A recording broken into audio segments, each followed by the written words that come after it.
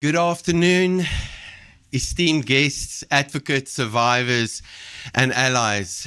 My name is Marcel van der Watt, and I'm the president here at the National Center on Sexual Exploitation.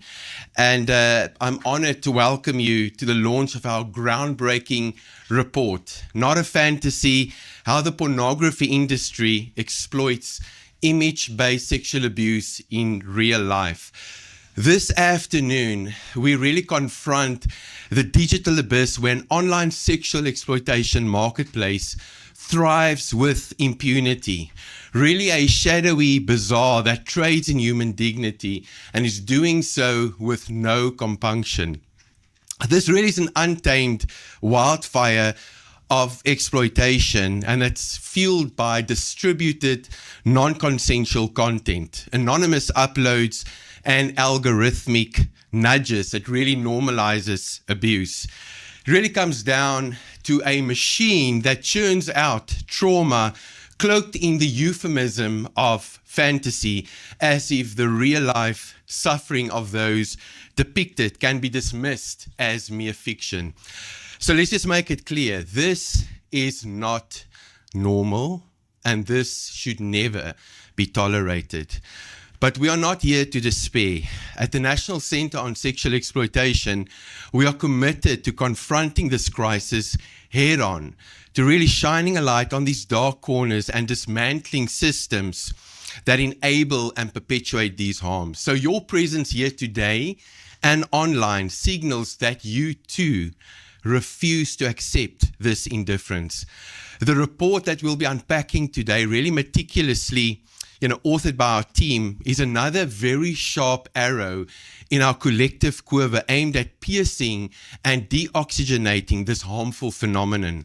It exposes the pornography industry's systemic complicity in fueling image-based sexual abuse and offers bold, actionable solutions to hold perpetrators accountable and protect the vulnerable. Over the next hour, we'll delve into important evidence and unpack the report's urgent findings.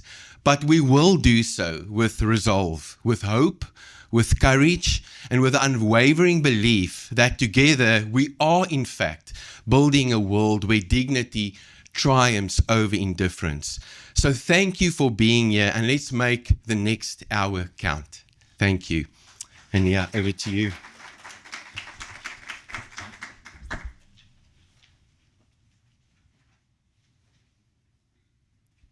Thank you all for being here today. Wow, this report is not just another report. It's a wake-up call. It's a call to action for every one of us to confront the harsh and painful truths about how abuse is perpetuated, monetized, and normalized by one of the largest industries in the world. At the National Center on Sexual Exploitation, our mission is to fight against sexual exploitation and abuse, striving to dismantle the practices and societal norms that perpetuate these horrifying crimes. Today, we're going to shine a light on one of the most pervasive and devastating forms of abuse, image-based sexual abuse, or IBSA. Today we sit here and watch online, and we ask ourselves a difficult question. What do we mean when we call something a fantasy? The word suggests imagination, something harmless, something impossible. But when it's applied to pornography, the reality it obscures is far from harmless.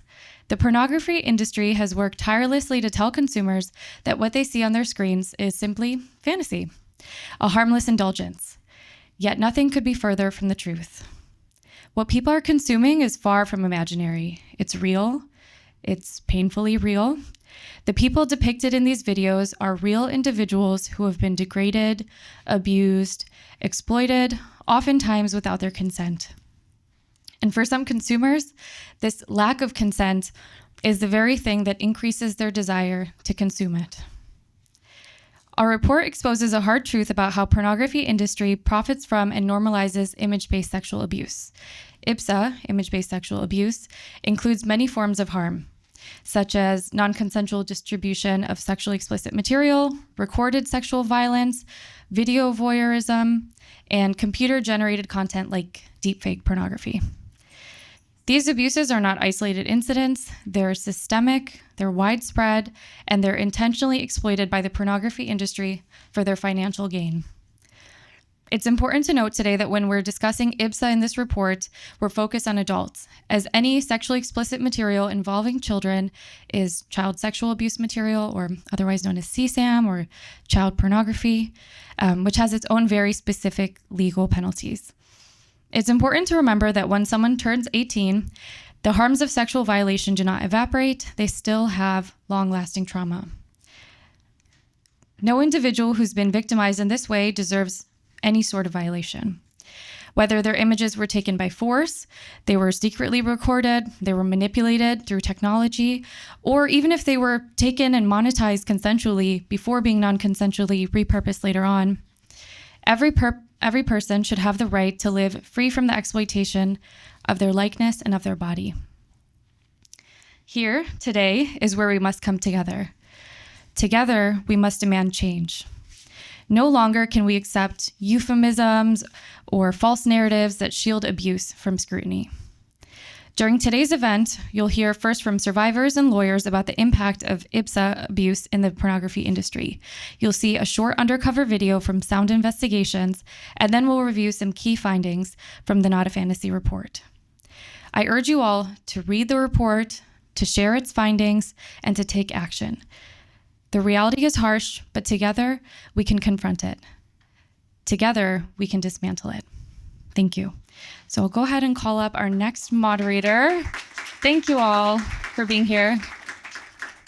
I'll call up our next moderator, Kristen Price. Kristen, if I could give you a little intro before you come up. Kristen serves as Senior Legal Counsel at the NCOSE Law Center.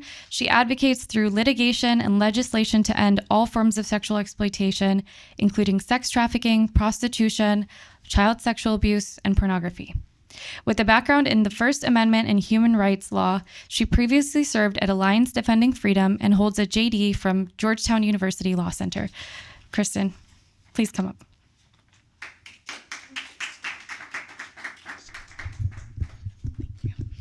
Thank you, Hania, for that kind introduction. And good afternoon, everyone.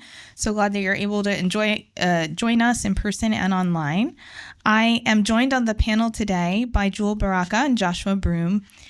Jewel Baraka is an author and survivor who uses her voice to educate and bring awareness on the issues that arise out of her story. She's also an advocate who connects trafficking survivors in Los Angeles to essential resources. Joshua Broom is a best-selling author and speaker who shares his powerful redemption story to fight sexual exploitation and promote online safety. He serves as the executive director of Walk Worthy, a division of the American Association of Christian Counselors. Please welcome Joshua and Jewel.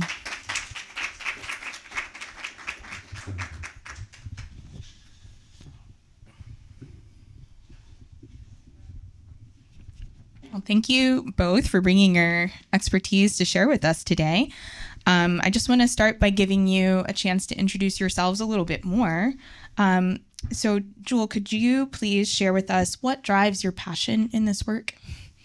Sure. I'm driven by my story. And to give you the 1-minute version of my story, I was trafficked at 14 on an adult hardcore porn set. And I use all those words intentionally. Of course, we all know what trafficking is in the context of porn. It was a predominantly adult set. And I use the word hardcore, even though it's not used as much now, to indicate that it was of a more extreme or graphic nature and that all the sex and violence was actual. It was not what I would call mainstream porn in the sense that I never signed anything, right? There was no paperwork. I don't even think they knew my real name. But it was a fairly sizable operation. It was a huge building converted into multiple porn sets, often operating at the same time. And so I always say there's a million corners of the porn world, and that was mine. And it was never guaranteed that I would survive that, but I did. And as soon as I knew my continued breathing was gonna keep going, I took the deep dive into healing and then rising to speak my story, which I did when I published my book about this piece of my story last year. Thank you for sharing that with us. Joshua, we'd love to hear a little bit about your background as well. What motivates you to speak out on these issues? What motivates me to speak out is the next person.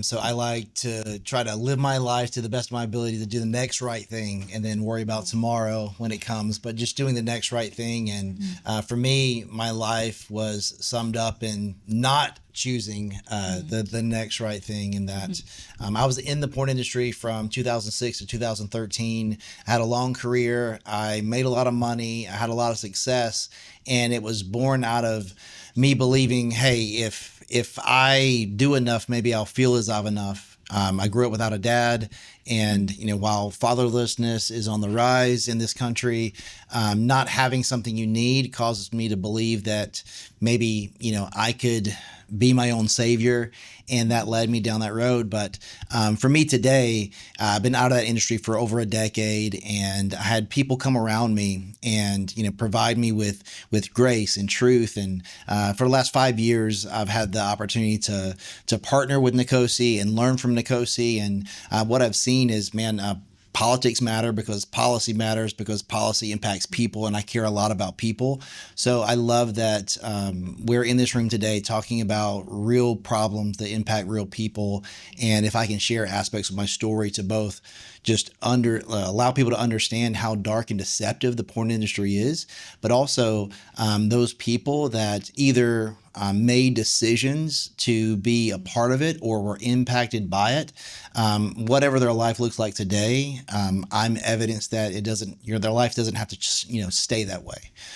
So again, I tell my story because I have this scar, but the scar, it used to be a wound, and it's been healed, and it points to the fact that there can be healing, and I know the healer. Oh, thank you. Yeah. Thank you.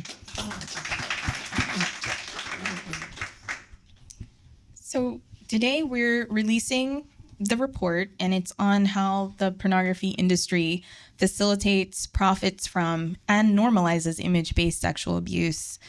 And so often people don't think of the pornography industry as an industry, or even consider that it has harms to those participating. So what do you wish people understood about what happens behind the scenes in the pornography industry? I would just say that would you obviously you would say Major League Baseball, obviously an industry, NBA, obviously an industry, NFL, obviously an industry. Well, if you put all three of those together, it still doesn't equate to the amount of revenue that the porn industry generates. The fact that regarding ad spend, Pornhub, one website, ad spend $4.6 million per day. $1.7 billion per year. So obviously an industry, and you can only, the viability of marketing only exists when there's a copious amount of people watching it. So just that many people are wrestling with the cognitive dissonance of knowing that maybe I ought not watch this, but I find myself doing it anyway. And the real people that it perpetuates violence and harm to. Massive industry, massively profitable. Jewel? Yeah, and I would say as far as the behind the scenes, what I wish people knew is like two things. But the first thing is that because it's visual, because of its format, we tend to relate to it like a Hollywood movie, right? And we know that in Hollywood movies, they pull punches and tape sheets, and even at the end of most movies, you see this disclaimer that says no animals were hurt in the filming of this movie. And in our minds, we imply, well, no humans were hurt either, right? And that is the case for the most part in Hollywood movies. But that's not the case in porn. A lot of times there are real, actual humans being harmed in porn. And so I think it's important for us to make that distinction. And then the other thing is that there are dynamics happening on a porn set that make it harder for no to be heard, spoken, or regarded at all. And one of those is what I call this you against the crowd kind of dynamic. So I felt throughout those 3 years of being trafficked on the set, I felt like it was me against the whole set, right? And in my case, actually, I felt like no meant go. right? I would say no, and that was like a turn on, and they would go harder. But I think in a lot of, and so that's one possibility, but also there's the possibility of just your no not being heard, right? Or your no not being able to speak it because there's this force, that's a powerful force of a whole set against you. So those are the two things I would say. I just want to kind of you know, chime into what you just said, because I mean, that's the reality where I stayed in the industry for almost 7 years, and many of the people that I know, you know, after some time, you don't want to stay, but you feel like you can't. And what happens in that industry is your no loses its volition because you believe that, well, if selling myself for sex is the only thing that I can say yes to, and the industry, you know, you are manipulated into thinking that, well, if I say no, then, you know, whoever is advocating your behalf, whether it be an agent or whatever, they're going to say, well, if you are difficult to work with, then you're not going to get hired anymore. And the reality is just thinking about, well, if I say no to this, then I lose my ability to say yes to anything. So what happens is I say yes to everything and no to nothing because I believe that no is not something that, you know, I can really say. And then regarding consent, you know, I did over 1,000 films, and 100% of those films, they filmed the consent prior to what happened. I didn't give consent, you know, to be, you know, X, Y, and Z to be happening to me, but you would film it first because, again, does in the same way that we talk about sex trafficking, force, fraud, coercion, does people ask me a lot, does that happen in the porn industry? No, it doesn't happen. It's the foundation upon what it's built on. It exists because of that. So they would film it prior to, because they would get you to believe that, well, you're doing this because, you know, you're going to have to do your makeup again, or you're going to be disheveled. So you're going to look better on camera. It's doing it now. So just go ahead and give consent now. And it looks as if you did it after, but it's not. You both describe a world, an industry that is extremely real. What's happening is very real, the violence, the exploitation. And then at the same time, consent isn't even taken seriously. No, isn't spoken, isn't heard. How do people end up in this industry? How does that recruitment typically happen, especially given these kind of conditions? Who's usually groomed into it? And what impact does this have on them? Give me first. Sure. Well, I'm going to focus on the second half of that. Because I was trafficked into porn, so I wasn't recruited in that sense. But I was definitely groomed. So the first few months in porn, I was just thrown into the crowd scenes. And then there was this moment where the producer calls me over and gives the speech you can imagine. You know, I see something in you. I think we can make something of you. And honestly, all I think I heard was that I see you. You know, I often say that no one sees you in the sex industry, which sounds funny in one way, but it's because nobody's really looking at you. They're looking at their own desires, right?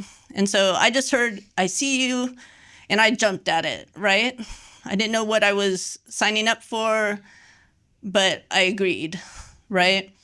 And that moment of agreement, even though I had no idea what was coming, that moment of agreement I blamed myself for years afterward, because there was great trauma that happened to me in the porn industry.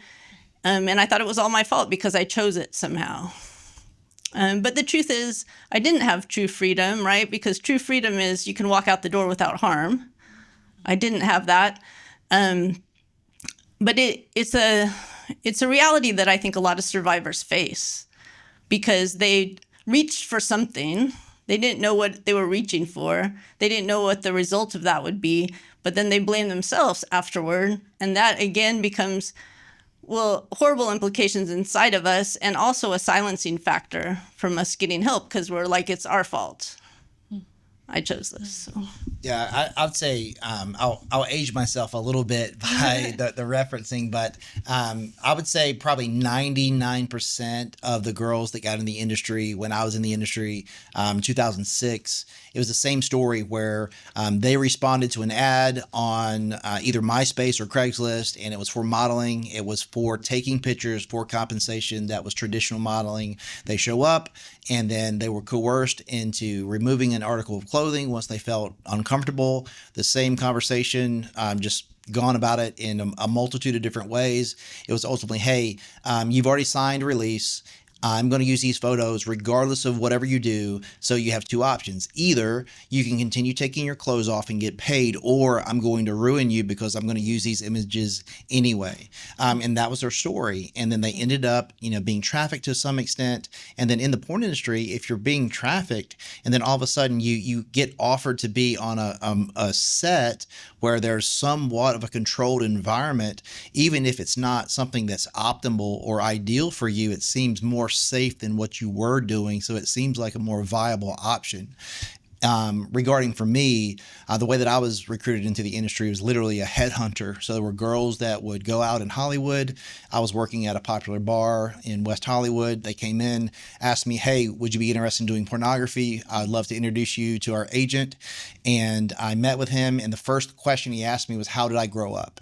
And I think in retrospect, he was, it was a value proposition. Hey, is there any aspect of your childhood that is broken so that I can, get information from you so that I can use language to manipulate you? Mm-hmm. And then once I said I grew up in a, single parent home, he started speaking to that aspect of my misplaced identity. And at the end of it, he's like, I can make you famous. You can be the guy, blah, blah, blah. And then the last thing he said, well, okay, if you want to do it, what do you want to go by? And the reality is that in porn, you almost often go by a pseudonym. Why? Well, if I can get used to remove, an aspect of your humanity from you, you'll do something. You'll be more, likely to do something that you would never do.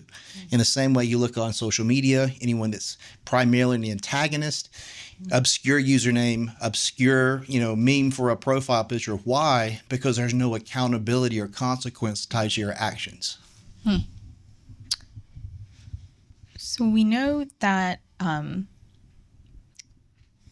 in our current context, pornography is largely aggregated and profited from by these massive platforms like Pornhub, like Xvideos, and so on. In your view, do these kind of platforms, especially given everything that you've just shared, do they do enough to protect survivors from all of the harms, but from extortion, from content pirating, from doxing, from all of these things? I mean, I'll just say really quickly, and then I'm sure you got something more valuable that I'm going to say. No. But I would just say, from my experience, when I signed my first contract, and in the porn industry, a lot of times people will ask me, it's like, you've been 10 years removed, and you're an evangelical preacher, and you do all this stuff. How can you do that if you're still getting royalties from the porn industry?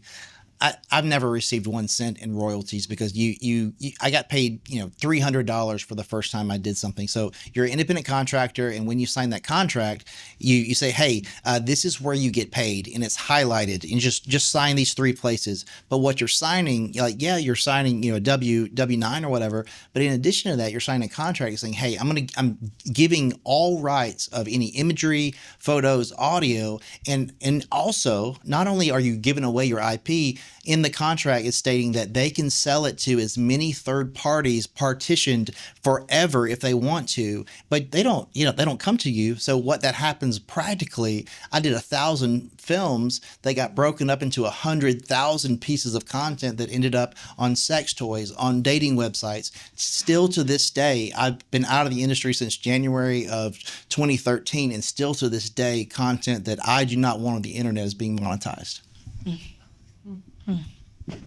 I think he covered it really well. I would say I think the Trafficking Hub campaign showed us really well this part of the industry. Obviously, that ability to download and upload makes it just impossible to control. And there's definitely not enough being done to protect survivors. So thank you for this report and for all the work you're doing to protect survivors. Pornography is pervasive. What impact does it have on society more broadly that this kind of content can be so freely available and just there without, with impunity, really? Yeah, I mean, I would just point you to, if you haven't heard some of the talks and the content that Heidi Olsen has, just the reality that that incest porn is something that's prevalent and it has a real impact on kids abusing each other, and in the number in which that's happening is astronomical. Not in different countries here, but it's even worse in Europe, even worse in Australia. So the fact that you're watching something that is being superimposed on people who are close to you, and that happening at a rate that's in the 60th percentile, is something that we should, this is beyond something that is shouldn't be watched. It's damaging real people and corrupting this culture. And I want to speak for a moment to the impact on survivors. I will never forget that moment when they showed me my first film in a screening room full of men, and it was a shattering moment. I actually ended up on the back corner, like throwing up through the whole screening, because it was hitting me on several levels. One, it was hitting me that, one, I had never seen my sexual trauma before, right? I had been abused and trafficked in prostitution, but usually the process was I disconnected and just pushed it out of my mind to survive, right? But now it was recorded forever. It couldn't be erased. It existed, and I could see it, right? So that was one thing. And then on another level, I just didn't know how broadly it would be distributed, right? So from now on, I knew that I didn't know who would have seen it. And so for the next decade at least, I would walk down the street looking down because I didn't want to catch a man's eye and wonder if he had seen it. So. Yeah, I mean, I would say that there's 43 people that I was close friends with. I knew their real names. I knew, their personalities. I knew what they liked to have, to eat. But those people, 41 out of the 43, they left the porn industry and they tried to do something else. But the world would not let them forget what they did and who the world said they were. And today, those 43 people are dead. They've died of either overdose or suicide. And in addition to that, the porn industry's response to their death is to make a compilation of all the scenes they've done, and yet again double down on monetizing on the very fact that it was the thing that which took their life that they're monetizing from. And then for me as a dad, so I've got 4 young kids, and because of Section 230, on Twitter, someone posted a picture of my family and a sex act that I did 15 years ago, and there's no legal ramifications of that. So I'm not, I'm a pretty resilient guy, but when you talk about my kids or my family, it hurts in a way that is indescribable. Mm-hmm. And right now, there's no legal ramifications for something like that. Mm-hmm. So I have one more question for you both, and we're just so grateful that you both came and have shared with us. But given the darkness, the just unspeakable evil you both walk through, born witness to, what gives you hope? What keeps you going?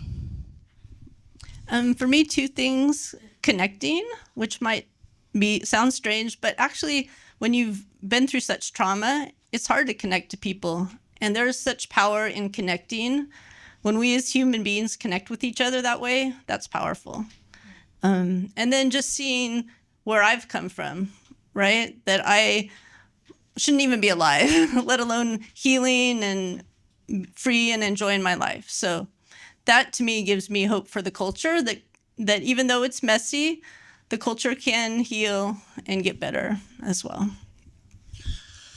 When I think about hope, 10 years ago, there was a person that I met and I said, hey, I'm this kid that, their daddy didn't want, and I've done all this bad stuff, and the things that create the most shame in my life, they're on the internet for the world to see, and they'll probably always be there. And she looked at me and said, hey, you're not defined by the worst thing you've ever done, and you're not defined by the greatest thing you'll ever do. And her name is Hope, and that's my wife, and we've been married for praise God.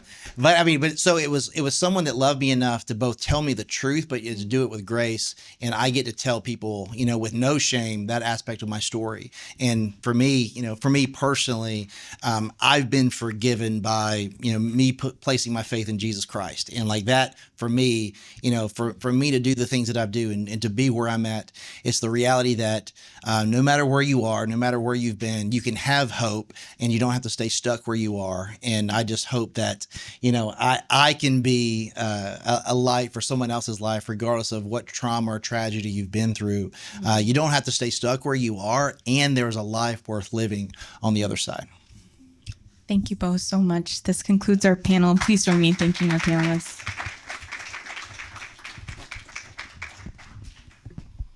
On a video, I'm supposed to assume that it's you or not you based on your body, but maybe you're not showing your face in the video, which is very common. Who exploits the loophole? It's fucking everybody.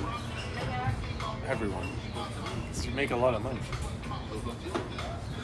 So for example, I could sign up tomorrow, I submit my ID, I'm putting all my real identification, my bank account and everything, and now I just rip content from other people where it's this guy's body and his dick look like it could be mine based on my face. I don't know, some shit like that, right? Okay, I'm tall, I'm slim, okay, this guy, okay, whatever, he looks kind of similar.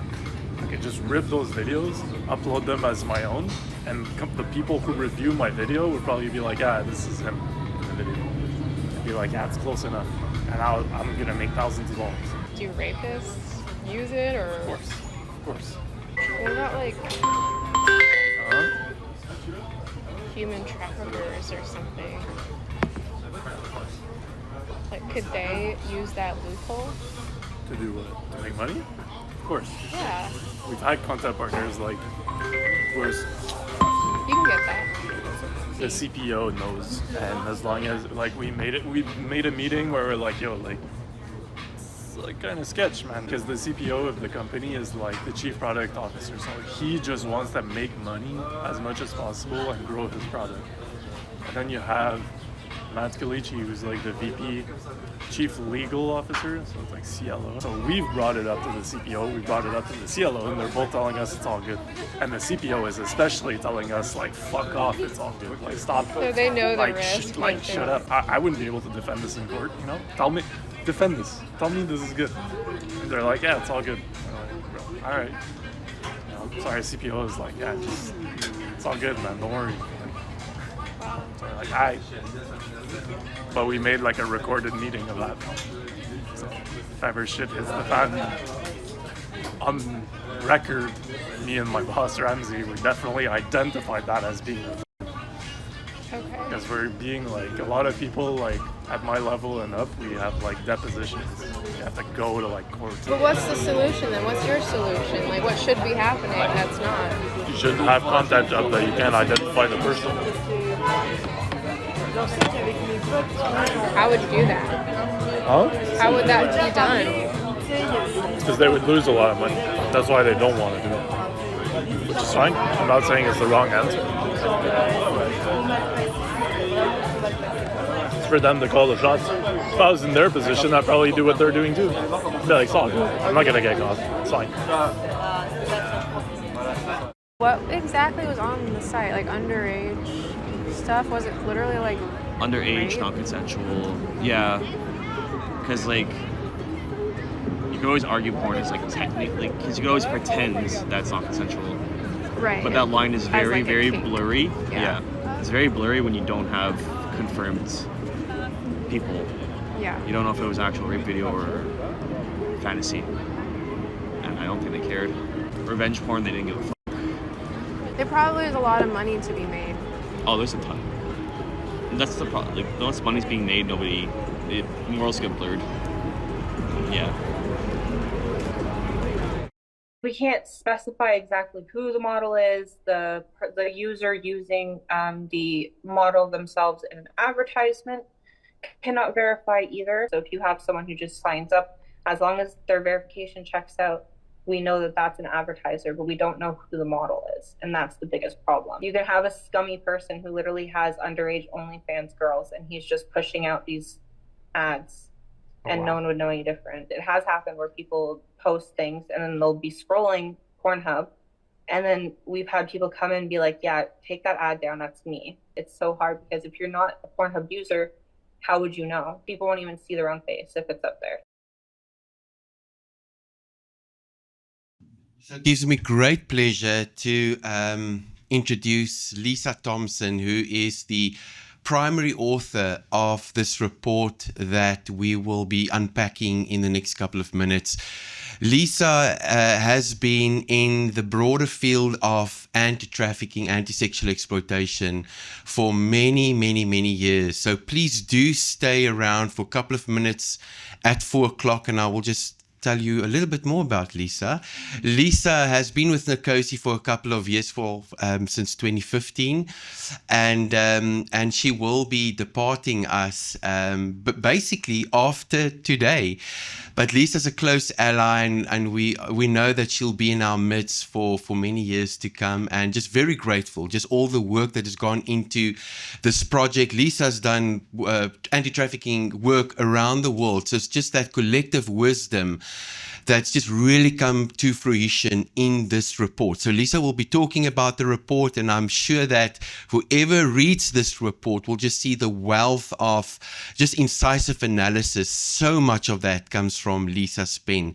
So Lisa, such an honor to welcome you, and we're just eternally grateful for your work.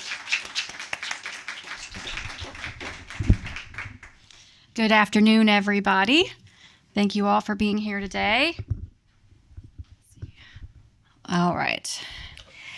So as Marcel said, my name's Lisa Thompson, and I am the primary author of the report that NCOSE is releasing today.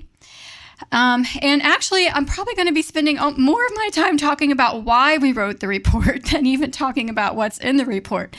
So before I get into the specifics about what is in it, I want to tell you, why we did it. Why was this necessary? So I know that most of you here today, and probably many of you watching online, are already deeply familiar with the topic of image-based sexual abuse. It's a phenomenon that has wrecked lives of countless women and some men. And most of us have long known it's a common experience for sexually explicit images of women to be shared online without their consent on pornography and social media platforms. We've read numerous news reports about, or even personally know, survivors of this form of abuse. And for the past decade, the attention of those fighting IBSA has focused on holding people, overwhelmingly men, who non-consensually distribute sexually explicit material accountable. There's been much pioneering and invaluable work done to pass laws criminalizing their behavior. And this work was absolutely vital and just incredibly important. But meanwhile, pornography tube sites like Pornhub, Xvideos, XNXX, and XHamster were cashing in on IBSA. They were literally building their empires by allowing, encouraging, and profiting from the distribution of image-based sexual abuse material on their platforms. Furthermore, their business model not only depended on image-based sexual abuse, but created a feedback loop that socially engineers pornography consumers to accept IBSA as normal. This ensured that pornography users would get in on uploading IBSA to their platforms and help the pornography industry rake in more and more profits. Thus, NCOSE's mission in authoring this report is to help recalibrate IBSA prevention efforts so that we don't miss the importance of attacking the roots of the system that has perpetuated IBSA on a global scale and profited from it. Additionally, it needs to be stated that the pornography industry's global distribution and profiting from IBSA is hardly a secret. Like what we're talking about today is not really new news. Those of us working in the movement to end sexual exploitation have known about this for years and worked relentlessly to combat it. However, this open secret didn't really enter the public consciousness until the publication of Nicholas Kristof's expose, The Children of Pornhub, in the New York Times. And since then, there have been other journalistic investigations on image-based sexual abuse material appearing in sites like Xvideos and Xhamster, but none of those have generated the same kind of stir that was ignited by Kristof's piece. And additionally, the information about the pornography industry's role in image-based sexual abuse has been scattered. You know, there's a report here, maybe it's from a publication in Germany. You know, that's not going to get caught by the eyes of many of us here in the United States. So you have one article here, one article there.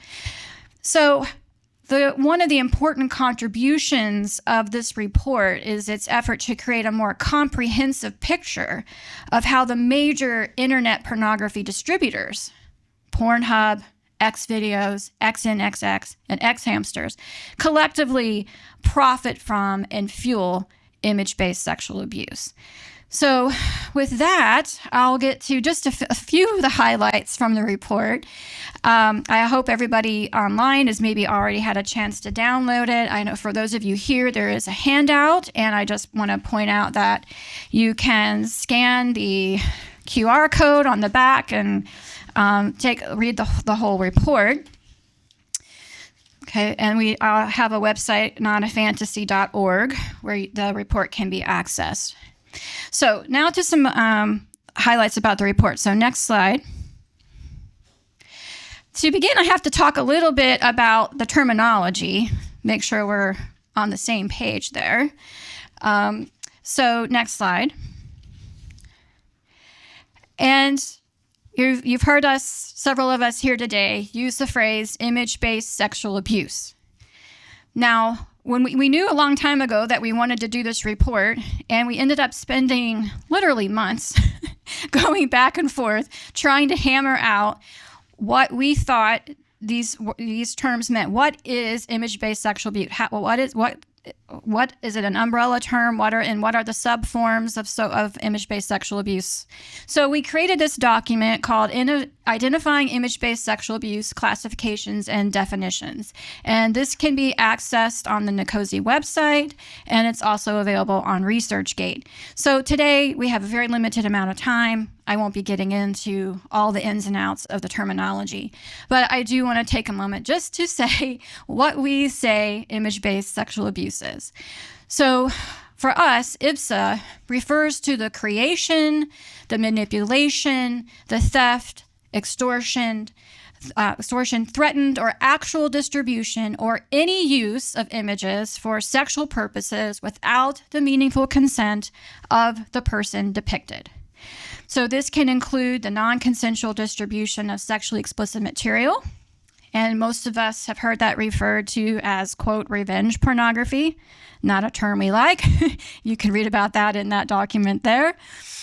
Another category would be recorded sexual violence, so the recording of sexual assaults, the recording of sex trafficking victims.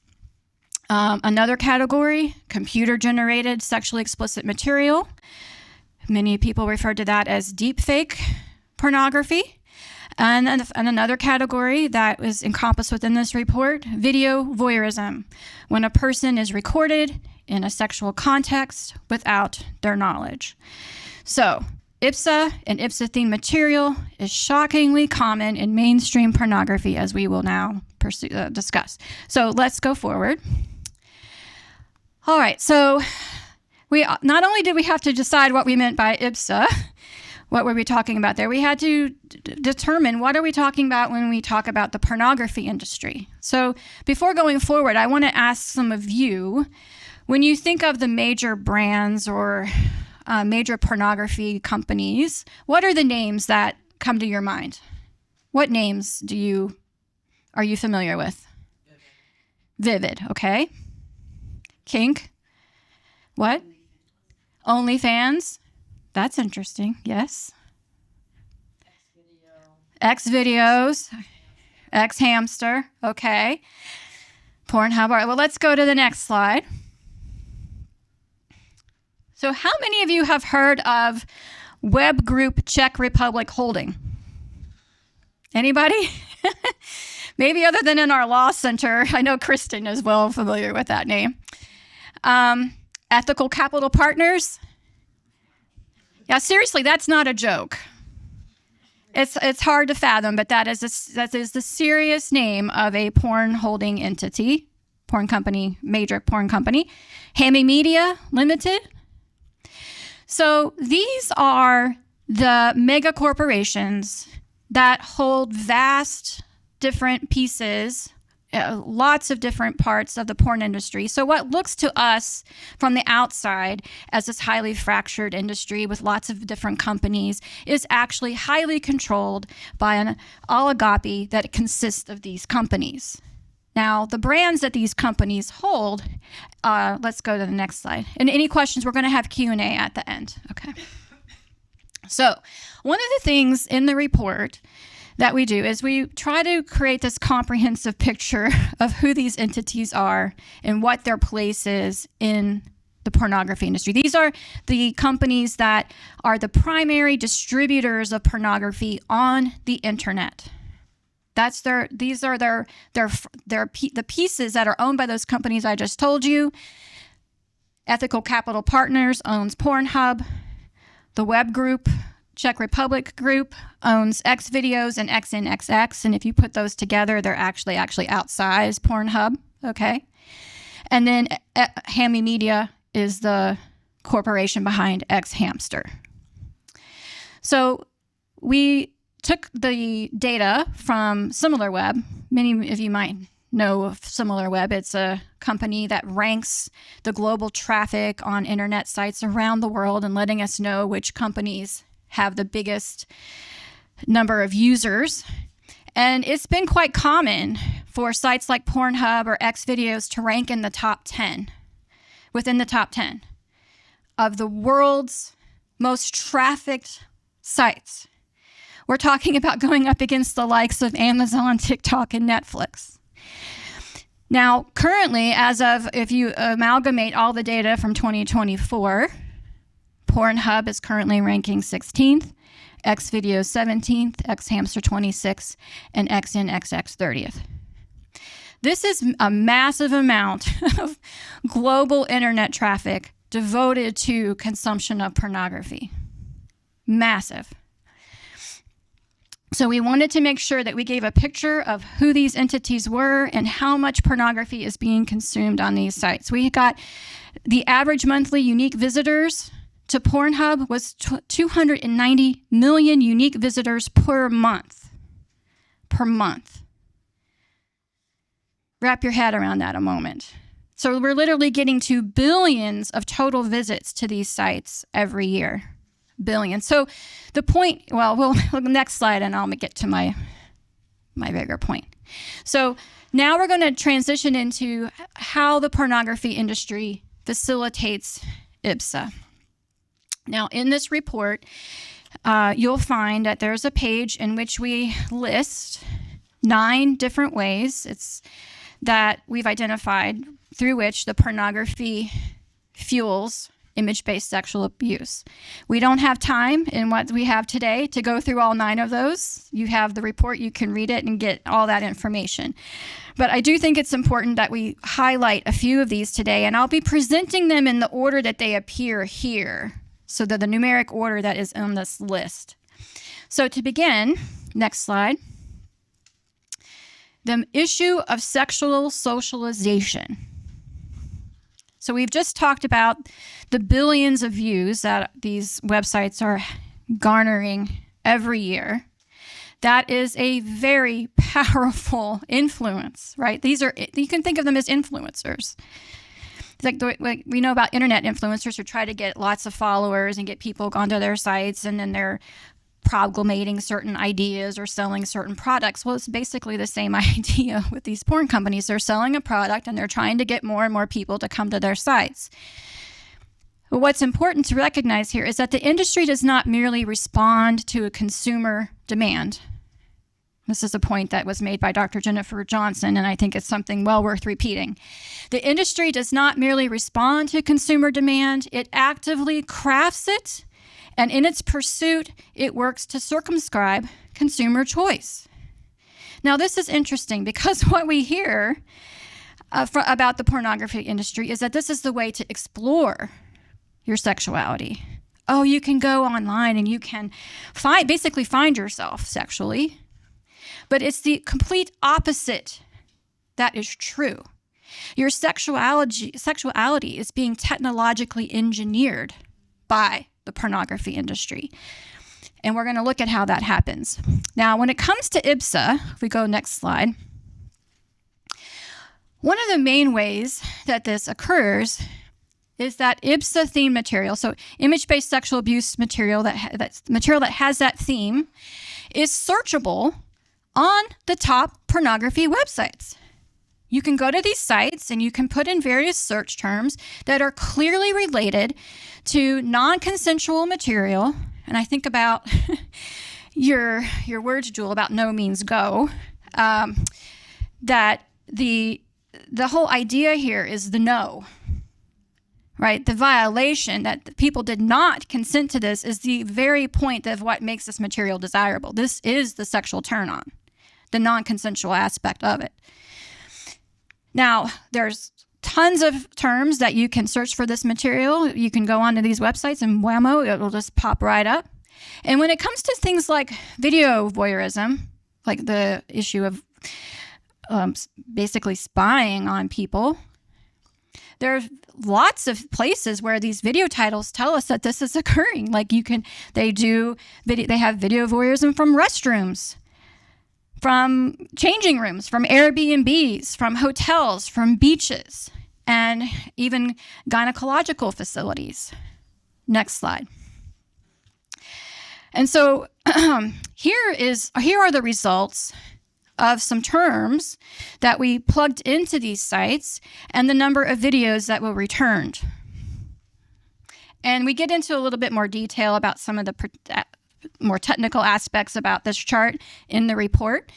But you can see, hopefully, maybe not, it's a little bit hard to see in the back, but we have put in terms like hidden, leaked, real hidden, real voyeur, spy, stolen. These are all indicative of this is not something that people consented to the distribution of. And they for the most part, return results on these platforms. Now, on Pornhub, we are seeing the advent of some warning messages for 3 terms.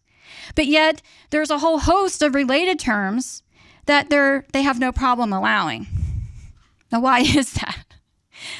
So they're being very selective about the terms that they are not allowing to surface results because they know they're going to profit from this material. So they're making it look like, oh yeah, we're fighting IBSA. In the meanwhile, they're allowing all these other related terms to surface results.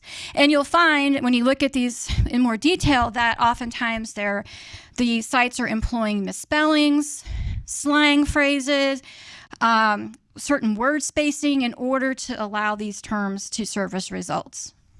Okay, next slide. And a specific look at some of the video voyeurism type videos that are available like on X videos and XNXX. One title, Spy on Women of All Ages with Spy Cam in the Public Bathroom, over 800,000 views. So while you look at that earlier chart and maybe our search term only has maybe 16,000 videos, but when you look at some of the specific videos, they'll literally have tens, hundreds, or even millions of views accumulating on those videos. So I think what I'm trying to say here is that there's tremendous power to sexually socialize the consumers of these sites, the users of this material, to look at image-based sexual abuse material as normal. This is just what everybody thinks is sexually stimulating. It's fetishizing abuse is exactly what these pornography companies are doing. Other terms, spying in the dressing room, hidden camera in real public bathroom, or I've captured this couple in an Airbnb. So I have to say, this definitely makes, walking through life a whole nother experience. It's like you get a creepy feeling, like you can't go to an Airbnb without wondering, being concerned and having to do a scan about what's here. Am I being filmed? All right, next slide. Some more examples. Search results from a term like without consciousness on X videos, returning over 15,000 videos. Now, without consciousness, what? What is this person been drugged? Are they passed out from alcohol? Like, what is it? So they don't know what's happening to them. Hey, you cannot give meaningful consent if you're not conscious. An ex-hamster site about upskirting with more than 11 million views. So upskirting, the phenomenon of men chasing around after women and trying to literally take images up their skirts while they're out in public. So a woman cannot even transverse public space without being concerned that her walking around is going to be turned into somebody's pornography. And then another term like Pornhub. Here we have Pornhub. If you typed in, this was in February 2024, if you typed in real voyeur, they were also happy to provide you with related search terms. So if real voyeur didn't give you what you wanted, they had a host of other related terms that might be helpful to you. Terms like real public sex or voyeur amateur, I think voyeur and voyeur wife, real hidden massage. So again, all these related material that would help further somebody on their IBSA related pornography journey. Next slide. Another example from X videos in this case, hidden camera in airport public bathroom with more than 8 million views and downloadable. Next slide. So, this is important because, as has been already explained elsewhere in research, imaginations are limitless, but they can be fed. So, the porn industry is feeding the beast. They make this available and they also feed it so that people want more of it.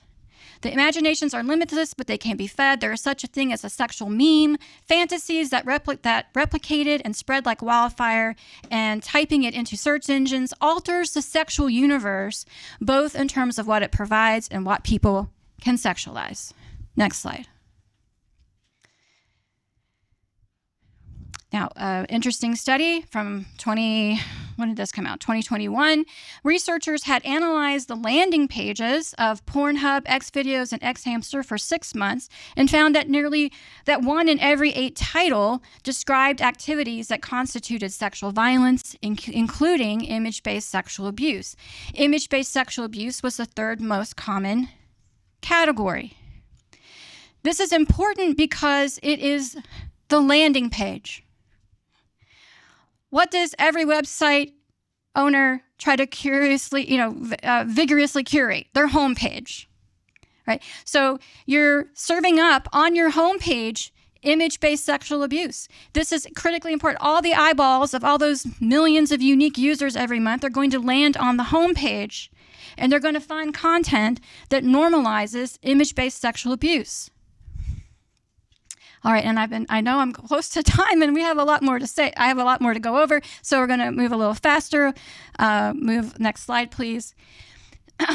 So in addition to what we've just talked about, the availability of IBSA-themed content on these sites, and it could be material that's either intended to mimic image-based sexual abuse material, or it can be real, actual image-based sexual abuse, okay? It could be both. In either case, they are socializing their users to view that content as normal and to derive sexual pleasure from it.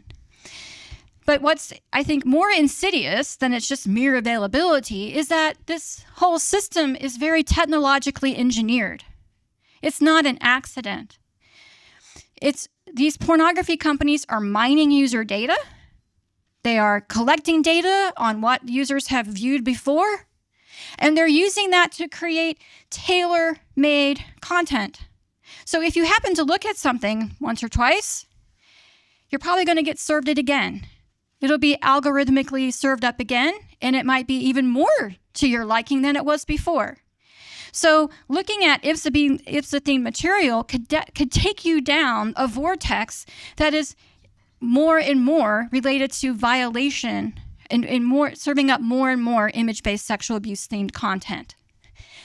You've got algorithmic recommendations, and you've got all this indexing, tagging, and categorization, this intentional listing, categorizing content based on themes that are inherently based on image-based sexual abuse, spying, sexual assault, being unconscious, right? That's intentional categorization to drive people's sexual appetites to material that is not non-consensual. Okay, next slide. And before I wrap up, because I know I'm probably over time, definitely want to touch on this issue, which is the issue of industry profiteering, the free pornography profit model, what's been called the freemium profit model.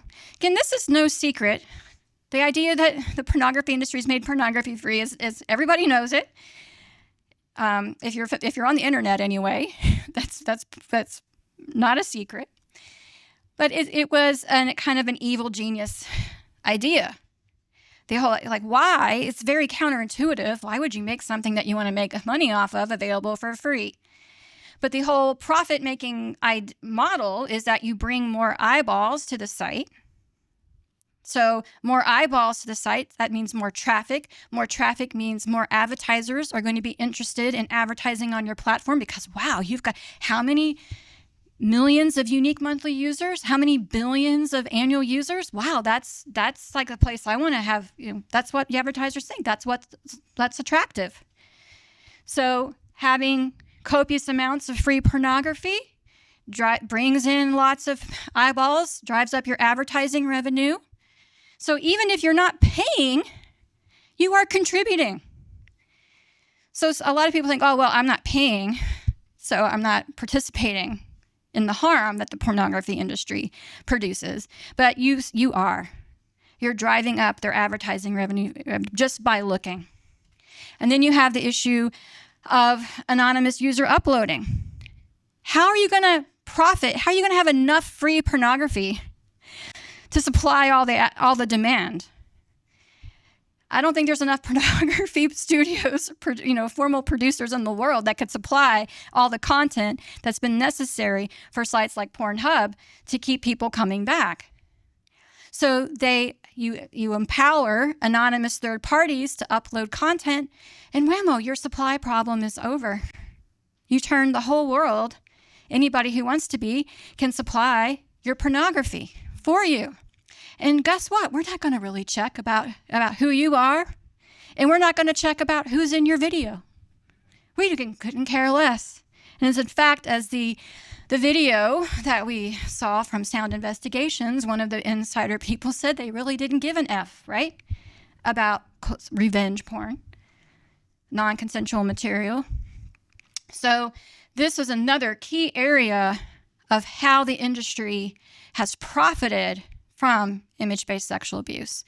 And next slide. Another important point, very quickly, we talked about the anonymous user uploads. This is kind of another angle on it. I won't talk about that now, but I do want to point on the weak content moderation. It's kind of like a joke. I mean, when Canada did an investigation into Pornhub, the owner of MindGeek at the time said, oh, well, we have human moderators of all of our content, which is like utterly preposterous. Uploading millions of videos every year, and we're getting human moderation on all of them. But when we find out, well, we're not watching them with the sound on, and our moderators have to watch hundreds of these a day, and they wouldn't give a straight answer to how many moderators they had. But there's been a lot of investigating, looking into them.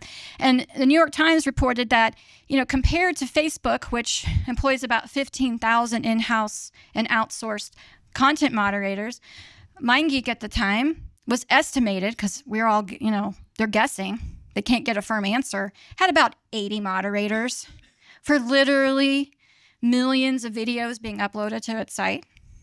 So this vastly contributed to the phenomenon of image-based sexual abuse material being uploaded to these sites and being made available. Next slide.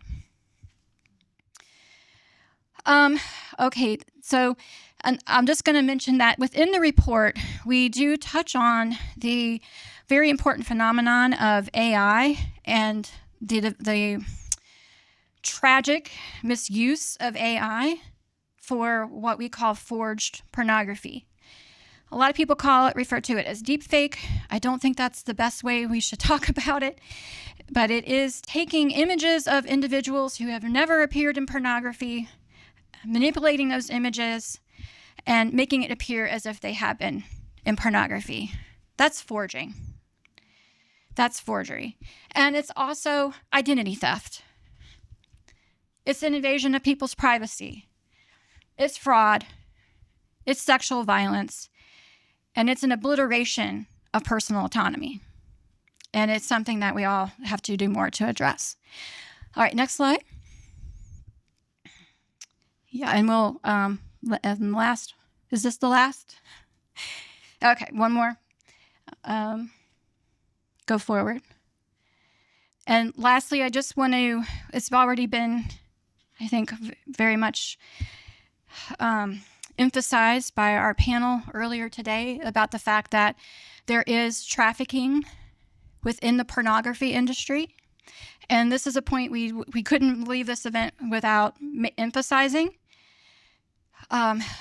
It's important because a lot of people talk about the issue of image-based sexual abuse in ways which I think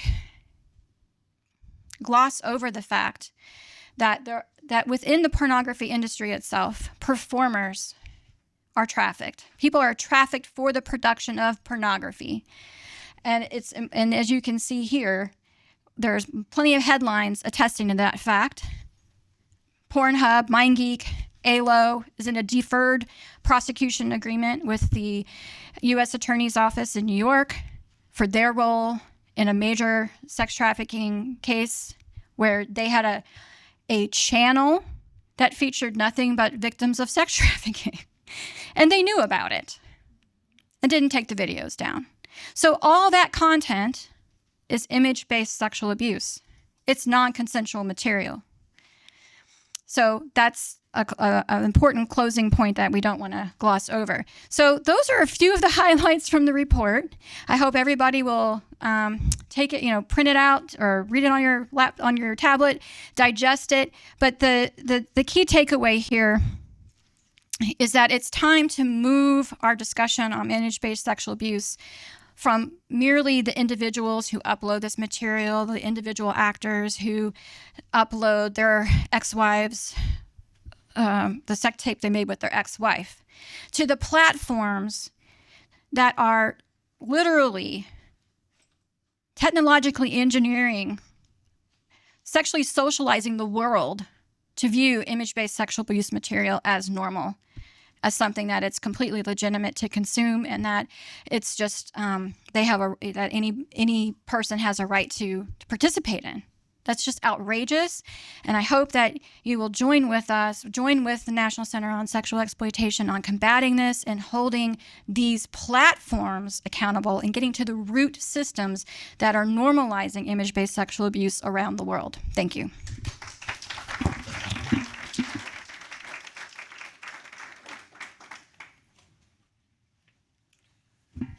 Okay, thank you, Lisa. That was amazing. I'm just going to call up Megan Griffin from our amazing public policy team just to unpack some of the policy responses to image-based sexual abuse, and you'll also find these in the report. There we go, Megan. Thank you, Marcel. Hi, everyone. I'll keep this brief. We have had some incredible progress in tackling the problem of image-based sexual abuse with Congress's recent passage of the Take It Down Act, which makes image-based sexual abuse a federal crime and requires platforms to take it down within 48 hours of notice by the victim. This is amazing news for our movement, but there is still so much more to be done. Here at NCOSE for years, we've been calling for Congress to require platforms to require age and consent verification of all individuals depicted in sexually explicit material.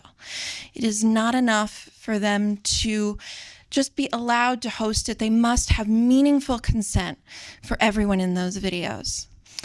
We are also calling on Congress to repeal Communications Decency Act Section 230 of 1996, which has allowed these platforms to host illegal material for almost 30 years now. It is high time that Congress take real steps to tackle this problem, hold these platforms accountable for their criminal and inhuman and unethical behavior. Thank you, everyone, for being with us today.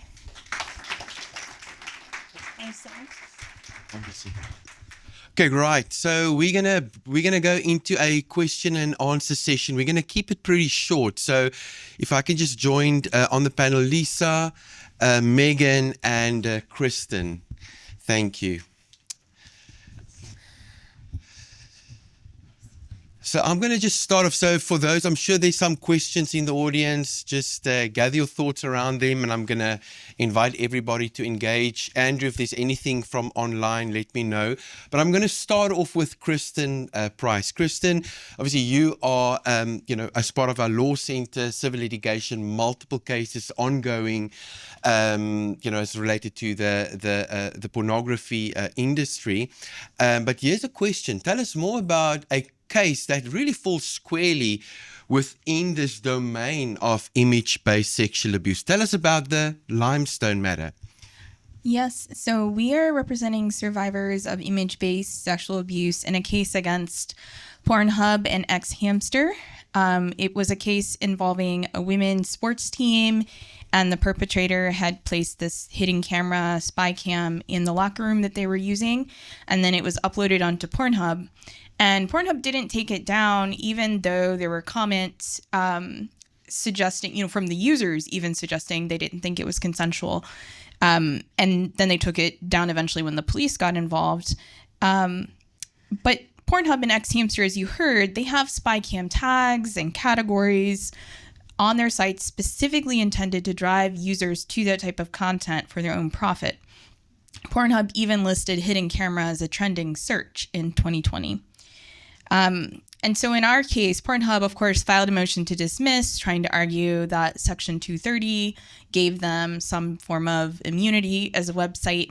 And the court said, no, it doesn't, essentially. And so we've been in discovery for the last year or two, and we are actually set to go to trial this fall, which is a huge milestone in the fight to hold these kind of platforms accountable. Thank you, Kristen. Is there any questions from the audience? There we go, ma'am. I have several. Not pertinent to this particular answer or response. But, Sure. First, where are the main companies based? Like, where's the ethical company based? And then also, pertaining to going after the bigger fish. We have been working on policy to combat child trafficking. I'm a survivor of child trafficking.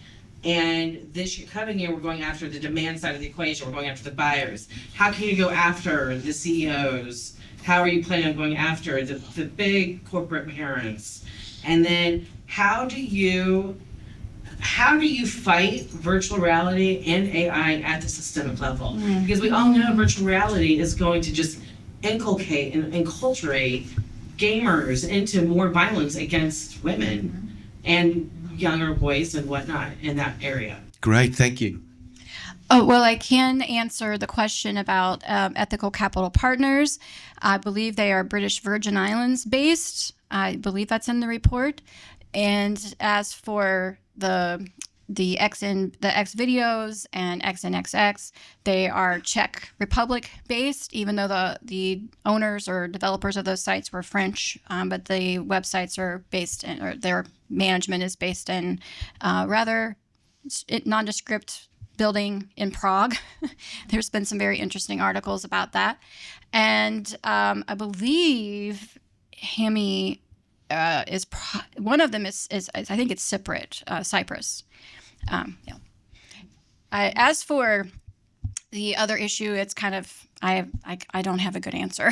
Maybe Kristen, you can, about how to hold them accountable. I mean, I think in general on the systemic side, it's making these companies suable, and that's what we've been trying to do. But a lot of cases have been dismissed because of this Section 230 immunity, and it makes it so that they've been able to just operate with this massive level of impunity because they're not really being prosecuted, of course, but they can't even really be sued like normal companies can. So I think making it so that they can be is really big for accountability long term.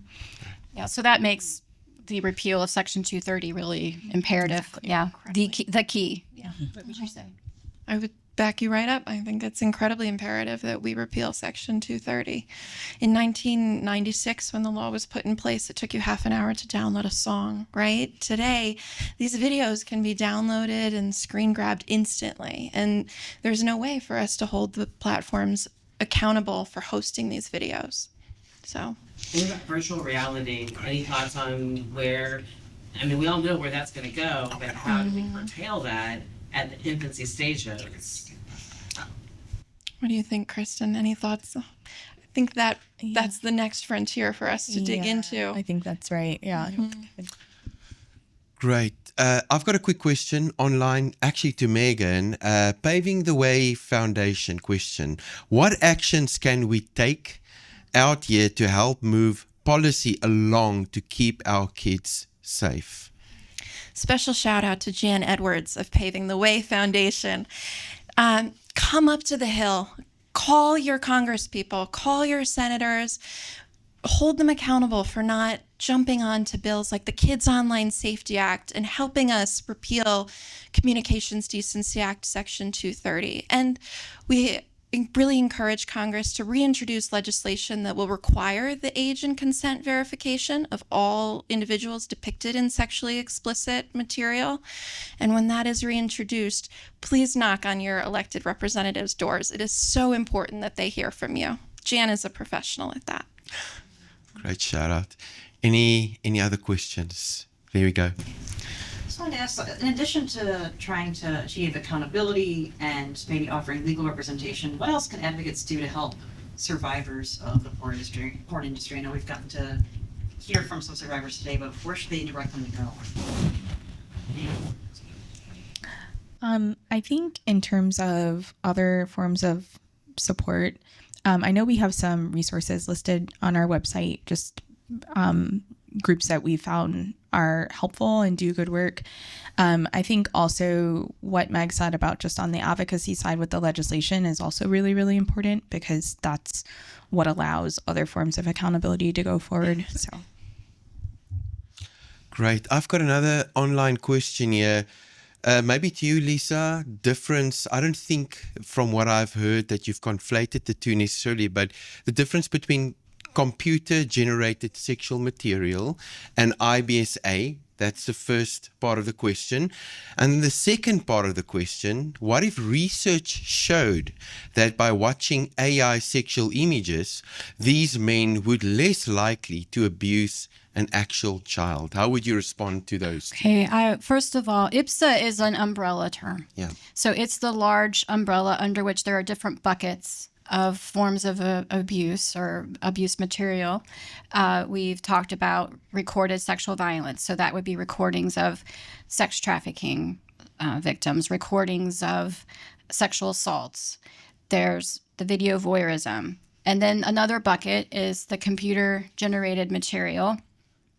And it's important to recognize that computer-generated material is still dependent upon the images of real people. All those AI models are built off of scraped material that includes literally millions of data points about images and things off of the internet. And it has included, there's research that shows that those training models that they're built on have included images of rape, non-consensual material. It's astonishing, but we have abuse-trained AI models. So the idea that you're going to get so to begin with, I think there's a faulty premise that somehow AI in itself is some more ethical way to generate material. It's already ethically compromised. Additionally, what was the latter part of? About consumption. So the idea that we're going to have a bunch of men decide to start using AI-generated pornography, and somehow that will lead to less abuse. There's no evidence of any kind of palliative effect of pornography, of any kind of pornography use. Zero. Nothing. And in fact, I think that the evidence is the opposite, that any use of pornography is going to lead to some form of escalation. So in other words, you use something for a while, it isn't satisfying, you have to move to some other form of material. So the idea that you're going to just use something that's computer generated and not eventually migrate into something that might involve real people, I think is a very faulty idea. Right. Megan, did you want to add something? I also wanted to add that men who view child sexual abuse material are far more likely to be hands-on offenders. And I know our fantastic research institute had given us some statistics around that, but it's a faulty premise that viewing it does not make them more likely to be hands-on offenders. Great. Thanks, Megan. Thank you, Lisa. You've got another question. Yeah, let's just quickly check this one. Yeah, the one. Okay. Just stumbled on your conference. I don't know if it's been covered or not, but what does the women's movement have to say about women being exploited like this?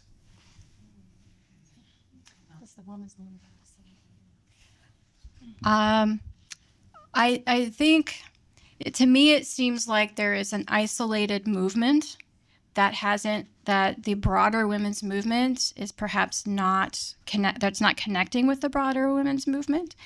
There is a very active community of survivors of image-based sexual abuse material, of people who've had their sexually explicit material themselves non-consensually distributed by ex-partners and so forth. They're very active. They have pioneered incredible research and been the pioneers of a lot of the legal reform. But I don't sense that the broader women's movement is taking on this issue. Maybe I'm missing something, but that's my sense. Kristen? Yeah, I agree with that. I think historically, the women's movement has been involved to some degree for a really long time in the 70s and 80s, like kind of sounding the alarm on this before there ever was an internet.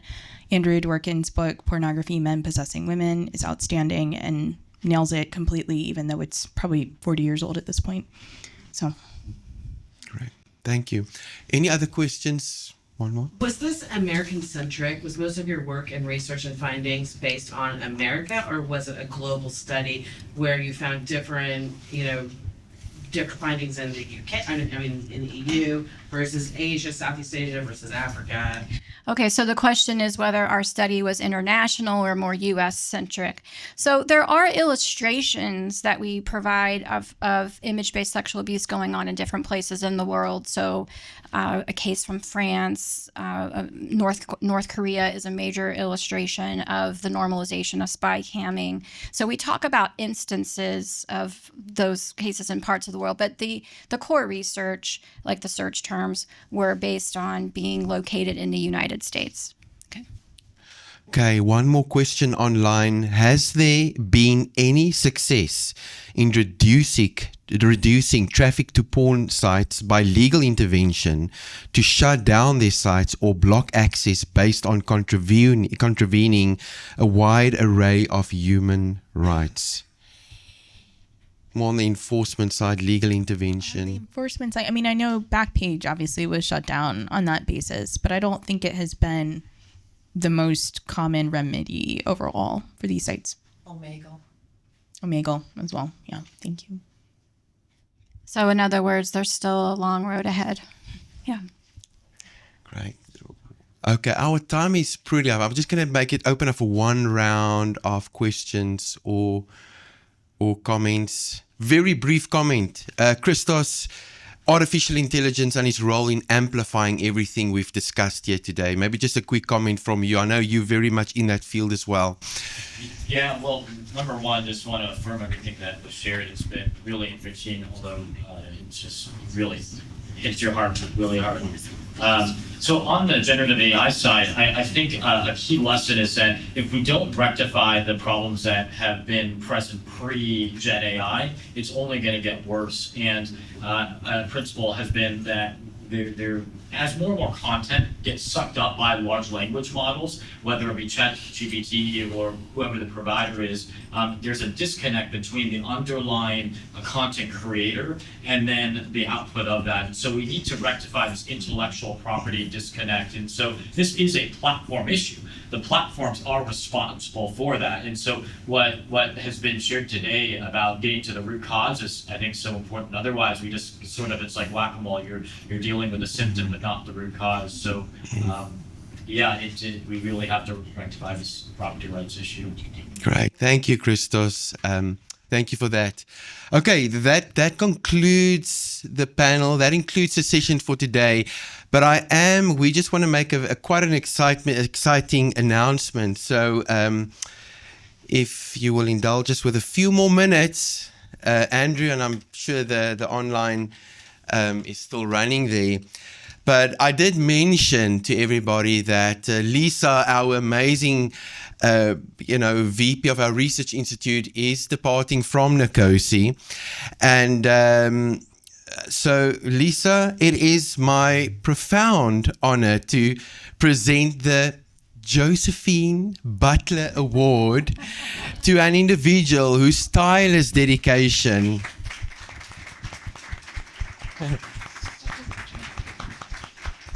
has illuminated the path to justice for countless individuals harmed by systems of sexual exploitation. So we really want to celebrate you, Lisa, and we'll continue the celebration afterwards. It's a networking session. But just allow me to just read the following citation. Lisa's work exemplifies the spirit of this award's namesake, Josephine Butler, the iconic 19th century activist who fought courageously for the safety and dignity for prostituted women in a society that failed to understand systems of exploitation.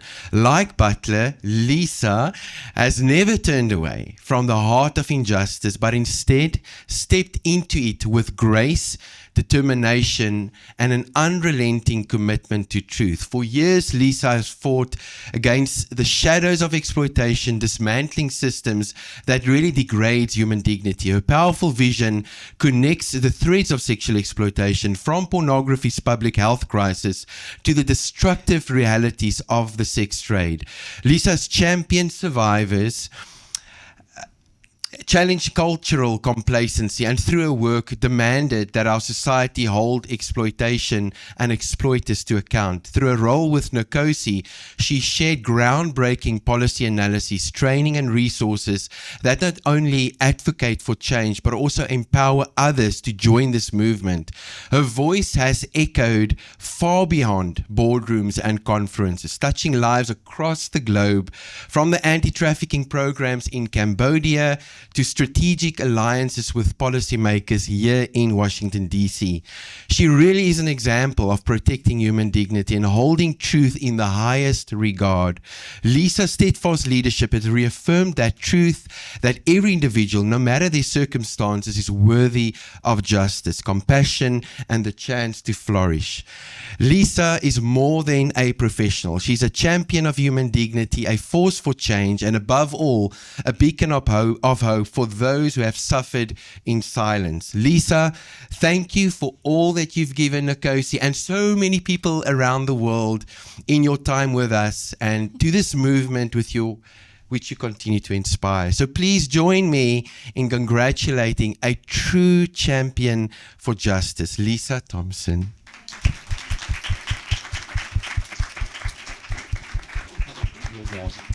Great. Thank you, everybody Marcel. online and people in DC. Thank you for joining us. And the report is available online. Please download, and we'd love to know your thoughts. So please do give us feedback. Thank you. This is not a fantasy. This is reality. The pornography industry fuels image-based sexual abuse, destroying real lives while avoiding accountability.